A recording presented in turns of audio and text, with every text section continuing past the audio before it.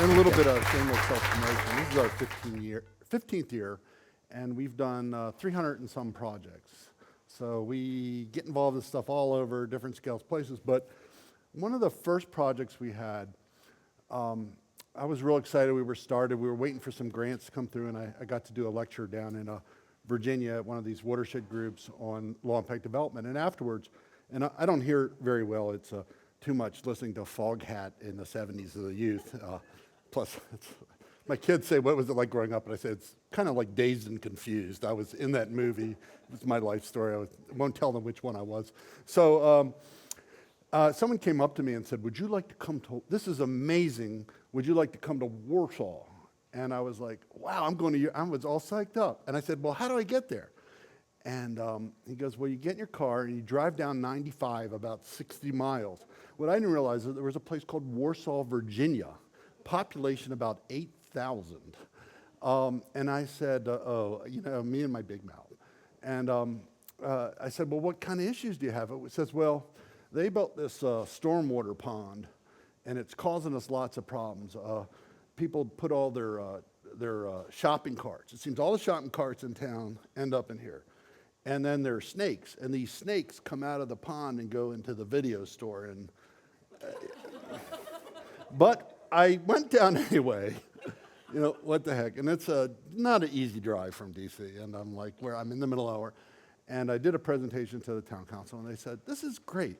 Can we put this in our ordinance, all this stuff? And it was actually probably one of the first, if not the first kind of low impact development ordinance in the country. We worked with this group called Friends of the Rappahannock. We got a grant and put together some demonstrations. So it was actually, turned out, two things. One, it was a great project, but also realized most of the things that I ever learned about design, I had to kind of forget because they really didn't match up a lot with a lot of the type of works that we're kind of doing. So my talk today is about projects I've been working on for the last 5 or 6 years in and around what's called the port towns near Washington, D.C. Actually, we call them legacy communities, whatever that means. They've been around for a long time, probably since the 1900s or so. They were small, actually suburbs, first suburbs around the district. They're small communities, usually a couple of thousand people. And when kind of Washington back in the 60s and 70s, as kind of things skipped over, they were the inner beltway. So when people left the district, they went over the beltway and moved out to the suburbs. And they more or less just became pretty rundown, not really good shape. And so what happens is these small communities actually rely on the county. We're not going to, the kind of government it is, but they don't always control their stormwater management. But there's a lot of really interesting, significant historic and cultural sites that go back to this part of the Anacostia watershed, which really, if you just Google it, you'll see all kinds of stuff happened in this watershed, War of 1812, all up and through here. And they're actually, the state has a big celebration on the War of 1812, which I think we didn't really do that well in, but it's a big thing. So we started working some grants with some of these communities. So the first thing is for the students here, you all probably learned how to do the Photoshop stuff and you're all whiz-bangs at it. I just want you to know we just finished doing some projects in China. They do these for about $2 an hour, so don't get too excited. It's good, maybe you can go over there. But we all have this kind of vision as designers, I think, on how things can look. And what I learned through these projects is that there's really a much different model, especially established kind of urban communities. So I look at this, and this is where kind of landscape architecture is back. This is a LID subdivision up in Rockville near us. And you can see the 3 shrubs and the 2 trees have moved from next to the house out into the median. But it's still the same same budget. And I know a lot of people here get all excited, and maybe this is a round table to talk about a little bit, or maybe my exit out of the building really quickly, is that a lot of landscape architects say, plants, I can design it. And I think as Tom Lipton can tell you some of his work is that, and our work too, is that these are really very different and very unique kind of ecological areas that require a lot of expertise, and a lot of understanding of the water and who's installing it, where it's going, and the plants. Or this, which design now, if I could offer you one of my 7,000 sticky buns I have, could anybody tell me who that artist is in that streetscape? Come on, somebody here has to know. Design, oh. No. Okay, Howard Finster. Okay, anybody get? So vernacular landscapes, come on, you guys should know. Somebody should know that. So when you get into a lot of the inner Beltway communities, there's a really diverse population, and I would love to do a book one day on how people have taken these 20 by 20 or 20 by 30 like brick 3-bedroom houses, and a lot of them are owned by contractors. So it's amazing what falls off a construction site and ends up in people's house. Some of the most amazing stonework on houses and brickwork that you say, like, how did that end up there? And there's these big, huge houses that are built out of these little kind of boxes.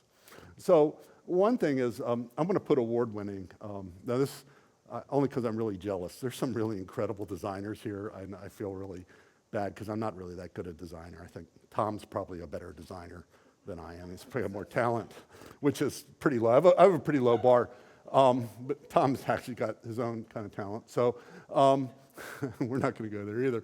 So and actually, what this has got, this project, if you just type it on the internet, it's gotten it's all kinds of awards that really aren't landscape architecture awards, but like job creation awards, energy awards, sustainability awards, kind of a different realm. But what we did is actually, there was a fundraiser one day, and it was a glass studio, so I'm interested in kind of art stuff, and I went, and I talked to the mayor of this town, and I kind of knew the area.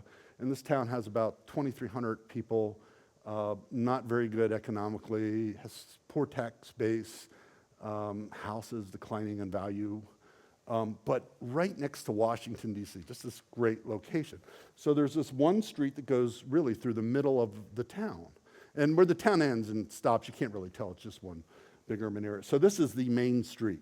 So we said, let's fix this. And we came up with some concepts about how we could do a green street, a low-impact development street. And it ended up as we really worked in many traditional ways. You know, you come in and you're the designer and you say, here's our design. We worked the other way and said, what do you want to see? What do you do? Do you walk? Do you want to walk more? Where do you go? What kind of patterns do you use when you walk? What are kind of some of the safety issues? You know, and so we worked with them and we came up with this design. We have a permeable pavement bike lane. We have rain gardens. And it was interesting, like the rain gardens, one strategy is we thought about designing them. And I had, at the time, Ann English, who's just one of the best rain design. She works with Montgomery County, Maryland. She's one of the best rain garden designers in the country. She's phenomenal. And we said, you know, let's let the citizens pick the plants because they'll get really vested in it. And we said, you know, some of these plants are going to die. And they were like, that's okay. You know, and the town was like, oh, we'll put other plants in, but let's try them because we kind of like them. So we kind of worked with that, and we actually ended up getting ERA funding for this project. It got all these kind of awards, Congressman Center. People from the UN have looked at this because we used local labor, local talent. We tied energy grants into it. Actually, there were about 10 houses for sale along the street. Their value went up is when it was done. So think of that. So it's really worked out kind of really well. And then all the other communities around it kind of wanted this. And so we started working with other people. So I says, don't confuse yourself. This is a project. People were asking, the Canal Park is a really cool thing. We did a similar project like that at EPA headquarters. Just type in Ariel, A-R-I-E-L, Rios Headquarters LID project, where we did a lot of this stuff. But that landscape on the left is really a highly designed, manicured, got people out there all the time making stuff. But this one's a lot different. We just asked people to clean up the cigarette butts, beer cans, and McDonald's wrappers, and they're more than glad to walk outside their house to do that. So they're very different types of rain gardens that you should look at. So when we found is that when we started working with some different communities, and process and history are really important. So a good thing, you can go to USDA and get about anywhere in country aerial photos. So this is what that looked like in 1938, this town. This is in 65, and this is in 2010. So if you really looked in close inspection, nothing's happened there in about 50 years, except decline in property values and use. And I'll show you some of the reasons why. So we actually bought Tom Lipton out because no one always believes local. experts, and Tom likes to travel, so we got him on a plane to come out, back when he was working. And so we started preparing these things. So this is like one exhibit we prepared. And I started looking at it like this, and I said, wow, the graphics they're nice, they got all this. And I said, let's not use this, because what we found out is when we put really complex things up, people get really glossy-eyed. So even though the professor might look at it and say, oh, that's a cool arrow and all that, people really want simplistic things. What can we do here? And all you have to do is, and this means you have to actually engage people and talk to them and explain to it. Because I think a lot of people, our role has been give you the information in a form that you understand it so you can be proactive. So what happened is originally the street here in that Bladensburg project I showed you was going to just be a repaving project. And the town got together with the mayor, and they actually with State Highway and said, we can do this, and we want to make it a green street, and it ended up being funded as one. So it's kind of neat. When you give people information, it's amazing how much really they know more about their community and their values and what they want to do. So this is the way the street looks on this. Now this is a state highway. This is an urban street. This is maintained. So when people talk about maintaining LID and how hard it is, I mean, this is the basic street. Okay, this is the street maintained as today. Not really that good. And you can see here, Tom is sticking his head out into traffic, thinking it would, and I had to pull him back. So Tom and I walked here, and we just came up with ideas that we present. Or is that the time you got really sick? No, that's the tall Tom, not the short Tom. So we were walking, but this is typical 60s kind of design. There's a little thing here that three people park in. And so I was getting Tom, and I am kind of mischievous, and I said, Tom, can you walk down here because I can't fit? And Tom, this is a pedestrian access. And this is called the P tunnel. This is actually the real access, but no, there's a reason for calling it the P tunnel. And no one will actually go down it. But this is just the way that we had our legacy for design. See this building? This building is really important. I'll explain that in a minute. So Tom made it back a lot. So we started working with people and the shop owners, and they said, we would like to have a pedestrian area. We would like to have cafes, just like they have in Georgetown, in the really nice neighborhoods, that people walk here all the time. They're going to, not everybody owns a car. They got to go to the bus stop, or they got to go to the CVS. And you can see there are a couple businesses here. They're not Starbucks. There's Value Furniture. There's a local bakery, right? And so they said, we want that. So we just came up with some real simple things, to communicate that. And we said, if we move the parking around the back. And said, you're only losing 7 or 8 spaces. And they were like, cool. We got like 500 spaces back there. And by having more people on the street, less crime, all kinds of other kind of benefits. And we use local products. For example, these blocks are manufactured right down the street, right, and put in by local contractors. So you can't really get much better than that. Now, these aren't an approved BMP in the state until recently, which is just awesome to me. But here's an example of a good technology that can work, and it's a local product. And what we're going to see, I think, over time is more and more local products, more different products that we can look from the business perspective. So now we're on our next kind of phase. We got a grant from Fish and Wildlife Foundation that funds a lot of projects, Tom's. Short Tom. I can't really say short or tall Tom. I have to figure out a better term. Big Tom. Big, strong Tom. Okay. Without shoes. Shoeless Tom. I hope you can edit some of this out, because this is going to be... So what we did is we're actually doing 4 rain gardens, one for each of these 4 communities there. And we found out there was someone who came up with a rose hybrid there that lived there actually in the 1870s, 1880s, freed slave. And we're going to do a garden there. We're going to do a kind of a sensory garden. We're going to do garden plants of historic Anacostia. So we're making these really nice themed gardens and signs. And we're working with the University of Maryland, actually. As part of the grant, we're going to show, we developed a program for high school students for science and math programs on rain gardens that we're going to do. And I think it's one of the kind of first ones in the region that the high school is going to use this as part of their curriculum. we'll bring that out to the bay.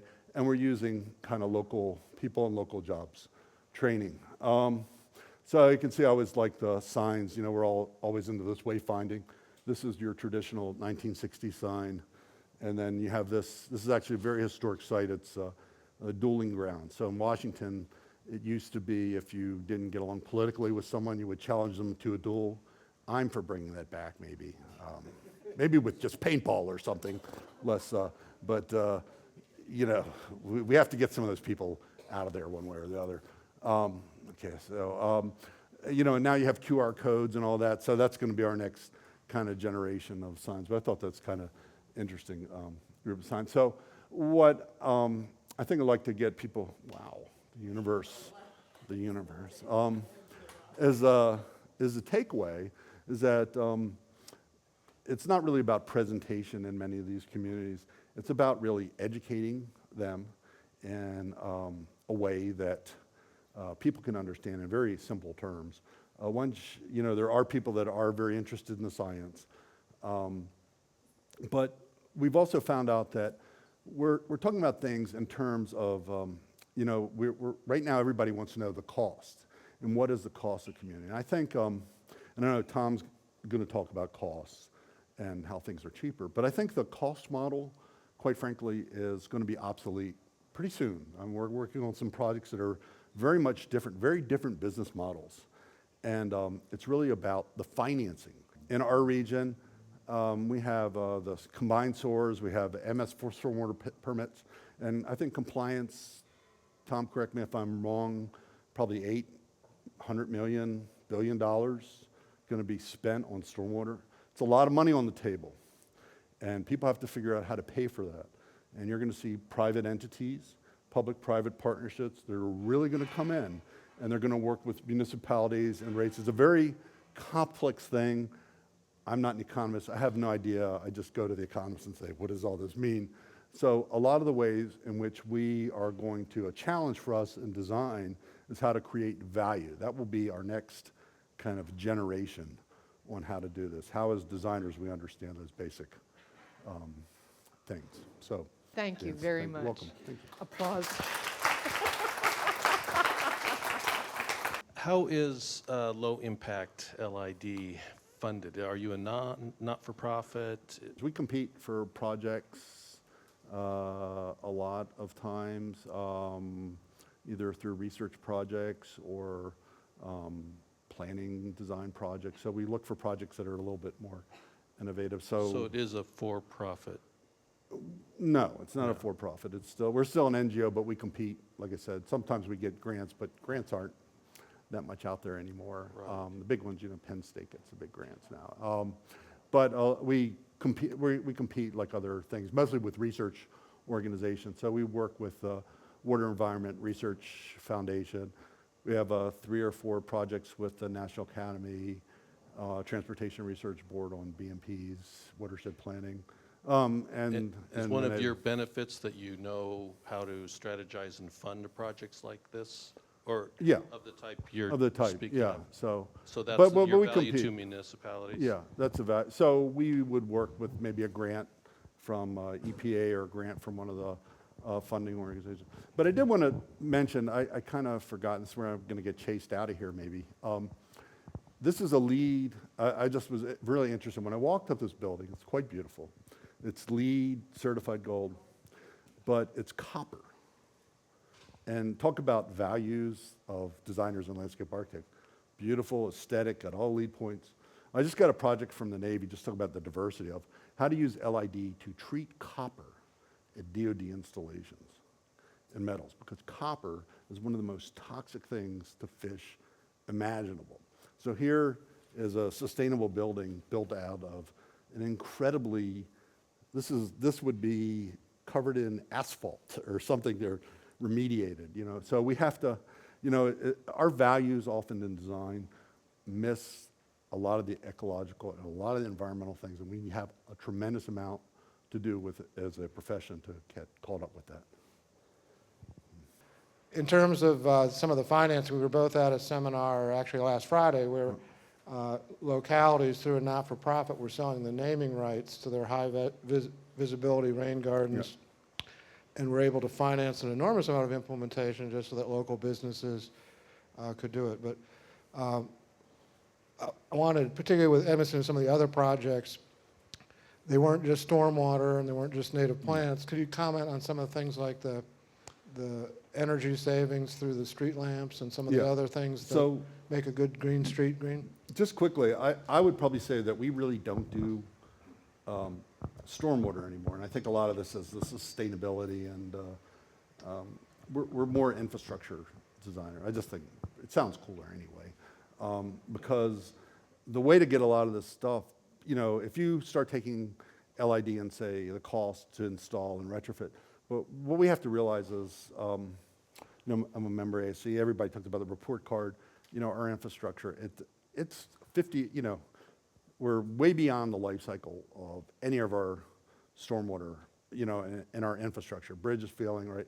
So we have, and especially in areas now, in urban areas where we're rebuilding infrastructure, this is our shot for like the next 50 years, because that's, you're gonna design stuff, it ain't getting torn up in 10 years. You know, we have this really accelerated narrow window where we have to start taking advantage of things. And so, for example, at Edmondson, this was a chance to put in LED lighting, okay? And so they worked with a utility company, they got grants. They actually got grants to, they rolled this in to get Energy Star grants to look at the windows, like your leaky house. So the thing is, when people see positive things happen, there's interest, there's economic interest, there's development community interest, there's political interest. You know, senators, congressmen, they all start, yeah, this is my idea. Yeah, okay, let's take it, fine, you know, I got it. So they, you know, it brings a lot of other money. So they got money for that. They actually working, these communities are working like Kaiser Permanente on getting walking. I mean, can you imagine walking down that street with the sidewalks like that?